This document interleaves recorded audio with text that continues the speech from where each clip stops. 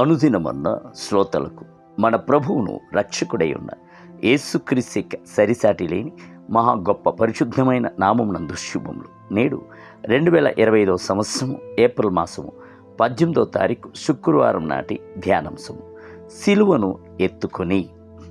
మత్తయి సువార్త 16వ అధ్యాయము 24వ వచనమందు, ఎవడైనను నన్ను వెంబడింపగోరిన ఎడల అతడు తన్ను తాను ఉపేక్షించుకొని తన సిలువనెత్తుకొని నన్ను వెంబడింపవలెను. యేసుక్రీస్తు యొక్క ఇట్టి పిలుపు అనేకులకు చేదుకరముగా ఉన్నది.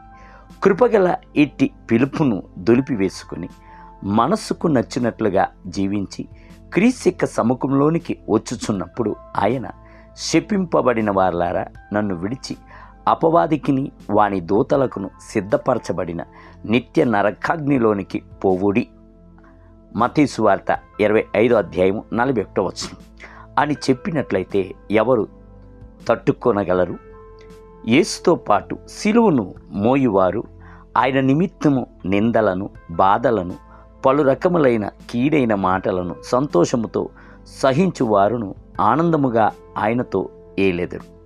నిత్యానందము వారి శిరసుపై ఉండును.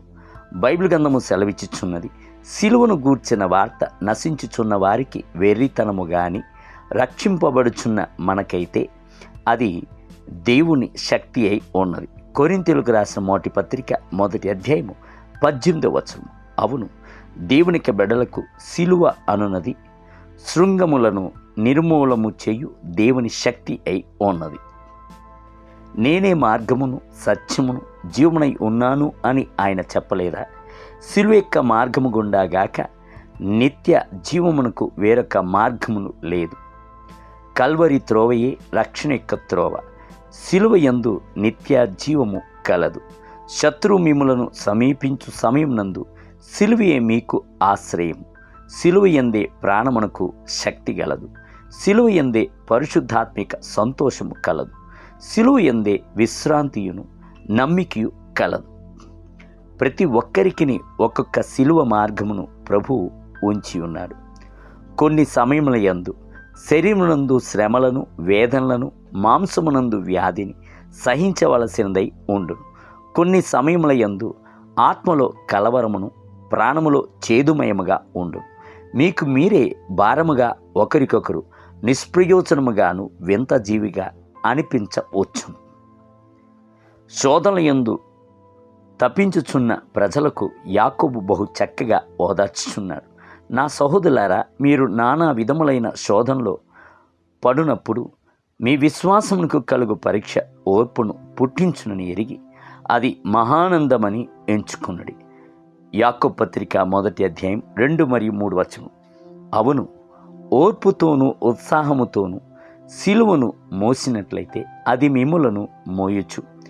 మీరు కోరుకొనుచున్న ఆనందకరమైన ధన్యతలోనికి వెంటబెట్టుకుని వెళ్ళును. అక్కడ మీ కన్నీళ్లు అంతయు ప్రభువే తుడుచును.